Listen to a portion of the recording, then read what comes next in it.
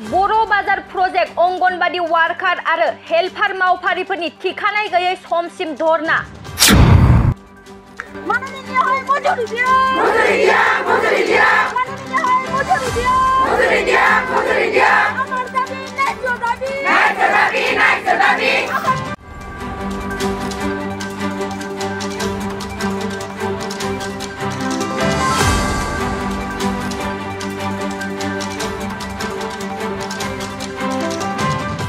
सरकारनिसिम बेथन बारायनांगौ, गनायथि गोनां बर'नि ड्रेस, दखना आरो फास्रा, गथ'फोरनि मुङै आरो गोरबोआव थानाय बिमाफोरनो मोजां जाग्रा आदार हरनांगौ।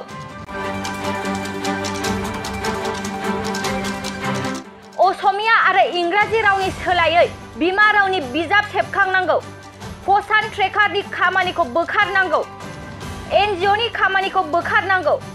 बायदि बायदि माखासे गोनांथार दाबिफोरखौ लानानै बर' बाजार प्रजेक्ट अंगनबादि वार्कार आरो हेल्पार मावफारिफोरा थांनाय 15 फेब्रुआरिनिफ्रायनो बर' बाजार आइसिडिएस प्रजेक्ट मावख'नि दरखं मोखाङाव धरना हाबाफारि लाबोबाय थानाय जादों।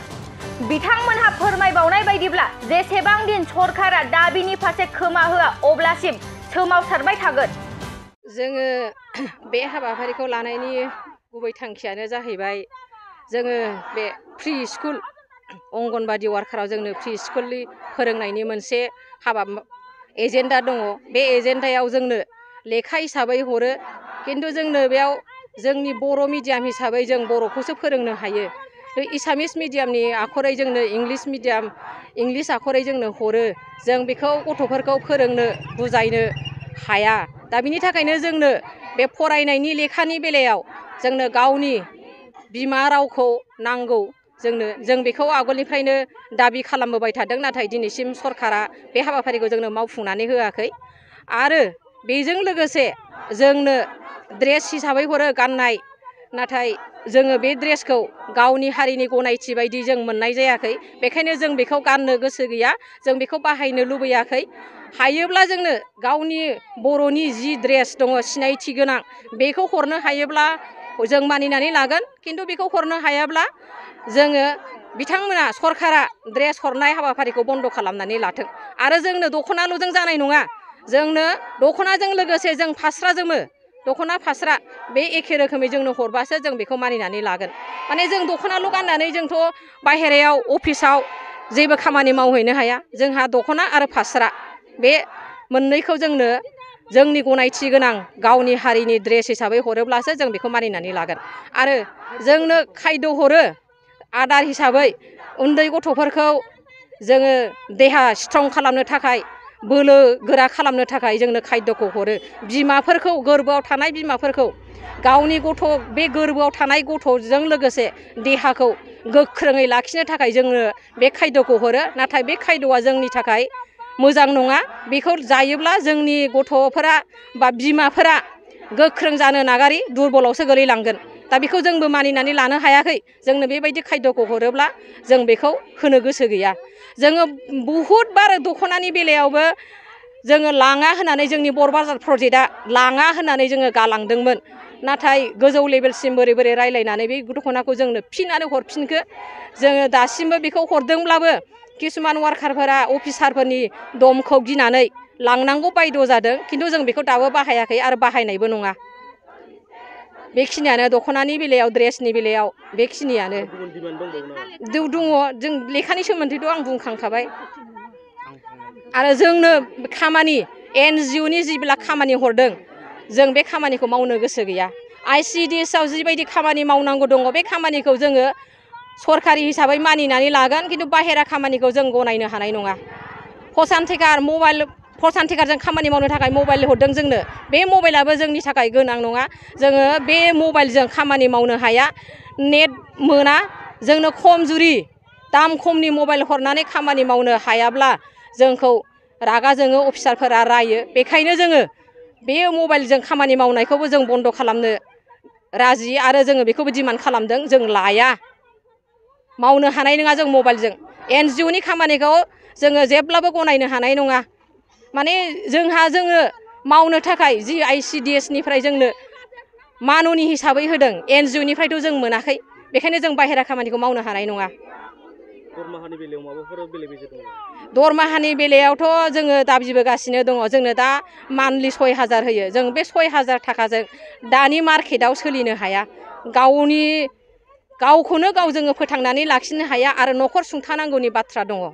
दा जों फेमिलिखौ नायनांगौब्ला, गावखौ नायनांगौब्ला दानि बे बाजाराव जों बेखिनि थाखाजों सोलिनो हाया। बेखायनो जोङो दरमाहानि बारायनांगौनि खोथाखौबो दाबि खालामदों आरो दाबिबाय थागोन जायागौमानि। आसाम सरकारनाव जों दाबि खालामगासिनो दङ। नाथाय दानिसिम अजन्ता नेव बायद'आ महिला हिसाबै महिलानि गांनाय उखैनाय बिथाङा जोंनो नायहराखै दासिमबो। जोंनि बिनायखौ बिथाङा दाबो गनायनानै लायाखै। जोंनि गोसोआव दुखु मोननाय दङ। बिथाङानो गावनो हिनजाव जानानै हिनजाव माहारिनि उसुबिदाखौ नायबिजिरनो बा जोंनि दाबिखौ मानिनानै लानो हायियाव जों बिथांखौ दुखु मोनदों। जों बिथांखौ गोसोआव गाज्रि मोनदों। बिथांनि जों बोसोनफोरखौ जों मानिनानै लानो लुबैयाखै। কিহৰ কাৰণে মানে সঞ্চালকৰ প্ৰস্তাৱ মৰ্মে আমাৰ যিটো মাননি বৃদ্ধিৰ কথা আছিল, বাজেটত মাননি বৃদ্ধি নোহোৱাৰ কাৰণে হোৱা নাই। তেওঁলোকে কৈছিল আমাৰ বাজেটত মাননি বৃদ্ধি হ'ব। মাননি বৃদ্ধি নোহোৱাৰ কাৰণে আমাৰ এই অসহযোগ আন্দোলন আৰম্ভ হৈছে। আমি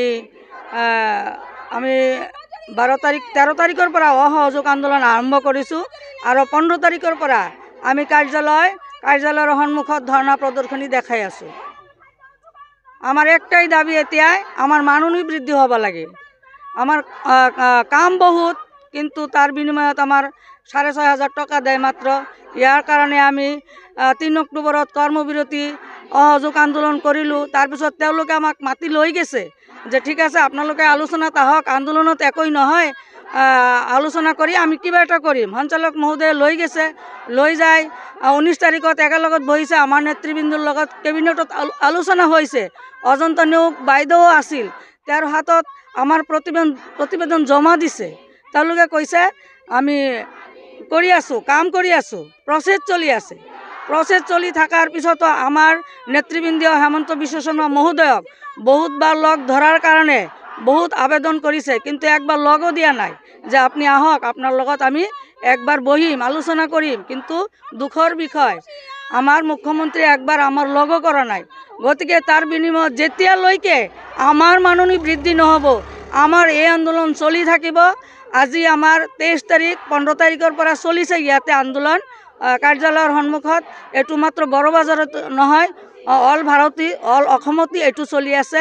ইয়াৰ পিছত আমাৰ 26 তাৰিখত দিছপুৰ অভিযান কাৰ্যসূচী আছে। তাতে আমি দিছপুৰ স্তব্ধ কৰি দিব খুজি আছোঁ। আমি দেখাব দি আছোঁ। সেইদিনা দেখাই দিম যে আমাৰ অংগনবাদী কৰ্মী সহায়িকাৰ কিমান শক্তি আছে। চৰকাৰে কিমান দিন বন্ধ কৰি ৰাখিব। আমাৰ লগত এনেকুৱা প্ৰতাৰণা আমি আৰু সহ্য কৰিব পৰা নাই। গতিকে আমি আপোনালোকৰ চেনেলৰ জৰিয়তে অনুৰোধ জনাইছোঁ, আপোনালোকৰ চেনেলৰ জৰিয়তে চৰকাৰৰ ওচৰত জনাব যাতে আমাৰ মাননি বৃদ্ধি হয়, যাতে ইয়াতকৈ আমাৰ জংগী আন্দোলনত নামিব লগা নহয়। तार कारणे आमी सरकाराव मोनसे फोसावथाय 2024 निफ्राय 2025 मायथाइनि ड्रीम किन्डारगार्टेन प्रि स्कुल काम क्रिट सेन्टारनि मुं थिसननाय हाबाफारिया सोलिगासिनो दङ। कक्राझार सहरनि साखाथियाव थानाय एबा देबरगाव बडलेण्ड मुलुगसोलोंसालिजों नांजाबनाय गियानपुरियाव गोदानै ड्रीम किन्डारगार्टेन प्रि स्कुल काम क्रिट सेन्टार बेखेवदों। जायफोर बिमा बिफाफोरा सानसे थोलो गाव गावनि उन्दै गथ'फोरखौ नोजोर खालामस्लाबनो हाया एबा साख्रि बाख्रिफोराव बेस्थ' जानानै थायो, बैसोर बिमा बिफाफोरा गावनि उन्दै गथ'फोरखौ गियान होनायजों लोगोसे 2 बोसोरनिफ्राय 5 बोसोरनि गथ'फोरखौ बे ड्रीम किन्डारगार्टेन प्रि स्कुल काम क्रिट सेन्टाराव सोलोंथाइ होनो हागोन। बे फरायसालियाव गासै सुबिदाखौनो फरायसाफोरानो मोनफुंनो हागोन। सुबिदाफोरनि गेजेराव दं फान लार्निं, different types of co-curricular activities, age appropriate curriculum, sensory experience, बेनि अनगायैबो holistic development, safe and free learning environment, daily weekly activity record, nature corner, live CCTV security, emergency fire safety as well medical kit, air conditioning facility. Before सुबिदाफोरखौ गासै फरायसाफोरानो मोननो हागोन। बेनि अनगायैबो नोंथाङा गोबां बाथ्रा मिथिनो थाखाय नैबे 8638145487 एबा 9101156459 जानबुं नाम्बाराव फन खालामनानैबो खौरां लाहरनो हागोन।